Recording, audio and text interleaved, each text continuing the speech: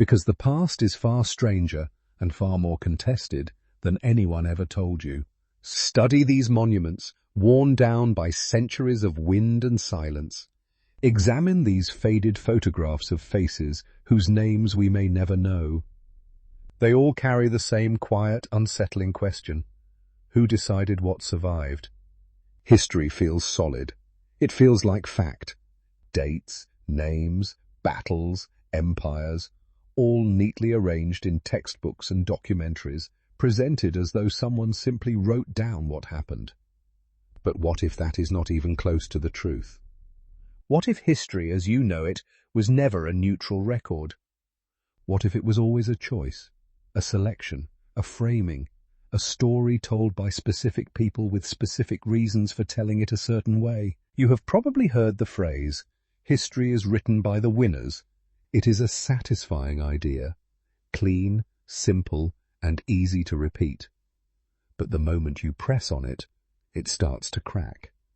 Because history is not just written by winners, it is written by survivors, by scribes who served powerful masters, by institutions that decided what was worth preserving, by those who had access to ink, to parchment, to printing houses, and to longevity. The kind of longevity that lets one version of events outlive every competing voice. Winners write history, yes, but so do priests, bureaucrats, colonial administrators, and court poets, paid to flatter the powerful. And here is the uncomfortable question that follows.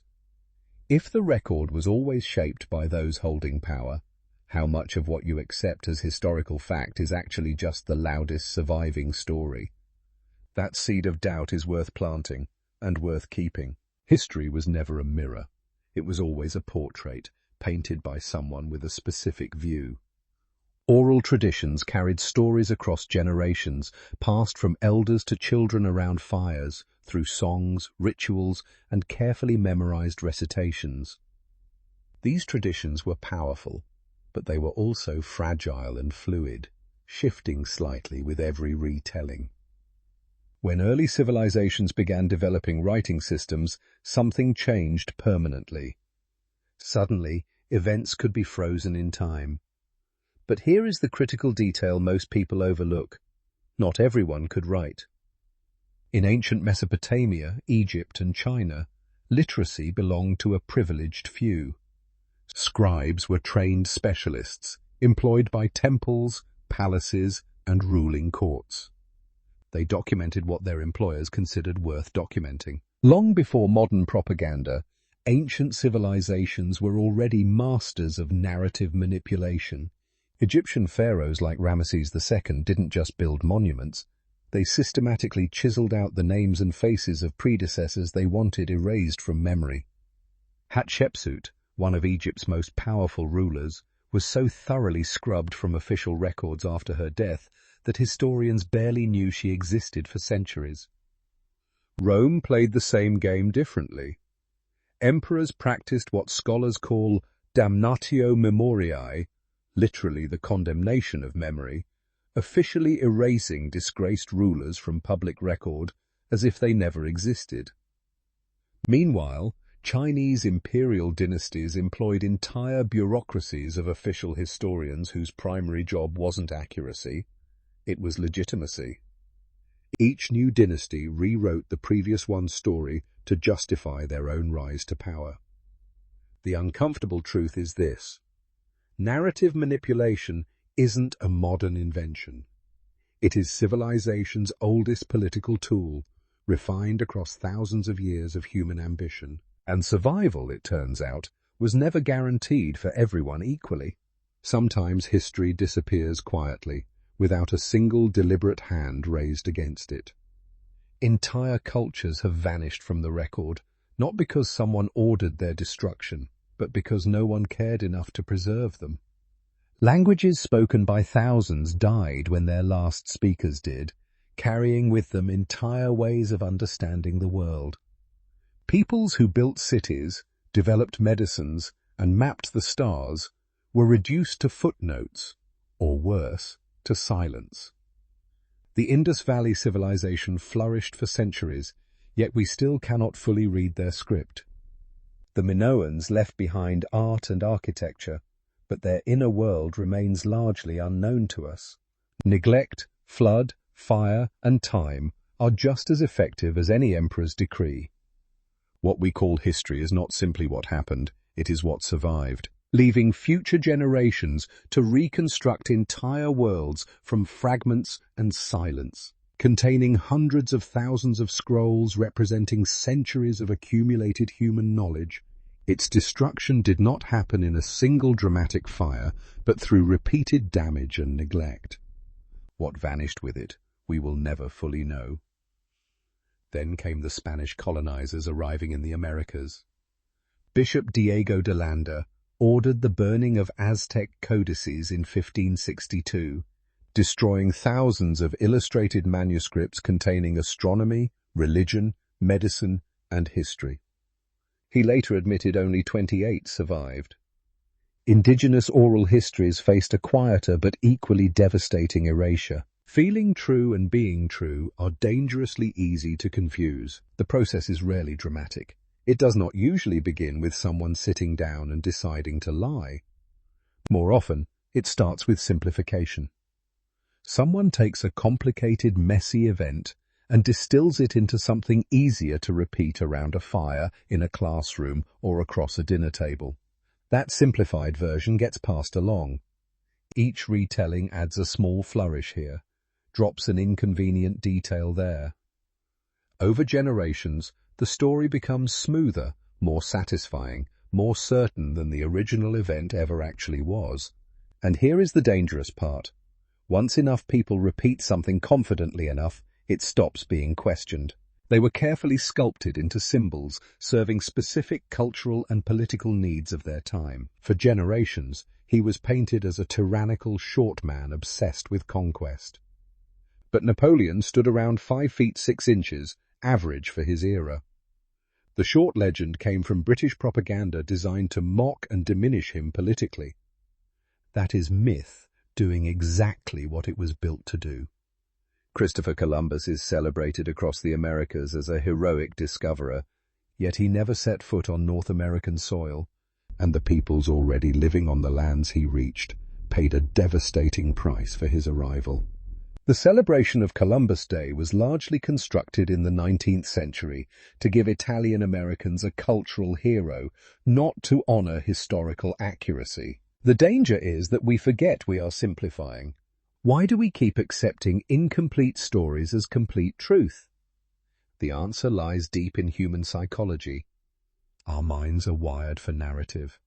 We crave heroes and villains, clear causes and obvious effects, satisfying beginnings and definitive endings. Ambiguity makes us uncomfortable. Complexity exhausts us. A story with a tidy moral is simply easier to carry through life than one full of contradictions and unanswered questions. And the systems built around us reinforce this instinct constantly, leaving future generations with only half the picture presented as the whole truth. The victor's narrative and the defeated narrative are rarely equal. When one side wins a war, a revolution, or a conquest, they inherit something far more powerful than territory. They inherit the archive. They control what gets recorded, preserved, and taught to future generations. The defeated, meanwhile, often lose not just their land, but their story. Their accounts get burned, buried, dismissed, or simply never written down at all. Take the Norman conquest of England in 1066. The Norman chroniclers celebrated a glorious victory. Religion and ideology have always been among the most powerful forces shaping what history remembers. For centuries, the Catholic Church controlled literacy across Europe, meaning monks and clergy were the primary scribes, archivists, and interpreters of the past. What they chose to copy, preserve, or destroy was not random. It was deeply intentional. Texts that challenged church doctrine were condemned as heresy. Figures who threatened institutional authority were reframed as villains or simply erased. Meanwhile, saints were elevated, Miracles were documented with the same seriousness as political events, and entire theological frameworks were woven into the fabric of official history. This was not unique to Christianity. Islamic caliphates, Hindu kingdoms, and Buddhist empires all shaped their archives around sacred priorities. When ideology controls the archive, it does not just influence history, it becomes history. The boundary between faith and fact quietly disappears, leaving future generations inheriting a record already filtered through belief. Then came the printing press, and everything changed, or so we like to believe. Gutenberg's invention in the 1400s is often celebrated as the great democratizer of knowledge, and in many ways it was. Suddenly, ideas could travel faster than any messenger, reaching thousands instead of dozens. But here is the part that rarely makes it into the celebration. Mass printing did not just spread information, it standardized it. When a particular version of history got printed and distributed across an entire nation, it became the version. Textbooks rolled off presses carrying one story, one interpretation, one set of heroes and villains, and those stories settled into the minds of entire generations before anyone had the tools or the platform to challenge them. The printing press gave history enormous reach, but reach without accuracy is not enlightenment. Sometimes it is just a faster way to cement a mistake permanently into the cultural foundation of a civilization. As the printing press standardized narratives across nations, the 19th and 20th centuries took historical manipulation to an entirely new level. Nationalism transformed history from a record of events into a political instrument. Governments across Europe, Asia, and the Americas began actively funding historians, building grand museums, and erecting monuments not to preserve truth, but to manufacture identity. The goal was simple: create a shared past that would bind strangers together under one flag. Germany constructed heroic Germanic myths. France elevated revolutionary narratives that conveniently omitted internal contradictions. The United States commissioned paintings and textbooks portraying westward expansion as noble destiny rather than violent displacement. These were not accidents or oversights. They were deliberate investments in what scholars now call a usable past, history engineered to serve the present. The uncomfortable truth is that many stories taught in schools today trace their roots directly back to these government-sponsored mythologies, dressed up as objective fact. Visual evidence carries an authority that written words never quite achieved, which made it an extraordinarily dangerous tool in the hands of those determined to control what the world remembered. If you could see it, it must have happened. But that assumption proved dangerously naive. Photographs were staged from the very beginning. Soviet authorities famously erased purged officials from official images, literally removing people from history with a darkroom brush. Wartime photographers repositioned bodies for more dramatic compositions. Newsreel footage was carefully selected to reinforce government narratives rather than challenge them. Film gave propaganda its most powerful vehicle yet. Leni Riefenstahl's work for Nazi Germany demonstrated how cinema could transform political ideology into breathtaking, emotionally overwhelming spectacle. The camera did not end historical manipulation. It simply made manipulation more convincing. Recognizing that difference is one of the most critical skills a modern person can develop. Legitimate historical revisionism is a cornerstone of good scholarship. When archaeologists uncover new evidence, when suppressed documents resurface, when overlooked voices are finally amplified, historians revise their conclusions. That is not distortion. That is the discipline working exactly as it should. But there is another kind of revisionism, one driven not by evidence, but by agenda. This weaponized version selectively cherry-picks facts, ignores contradicting sources, and reshapes the past to justify present-day political goals. It does not correct the record, it bends it. The challenge is that both versions can look remarkably similar on the surface. Both claim to reveal hidden truth. Both challenge established narratives. These fragments are incomplete, but they are reshaping our understanding of who actually built the world we inherited. That meant entire populations were written around rather than written about. Women's daily lives, thoughts, and contributions were rarely considered worth documenting.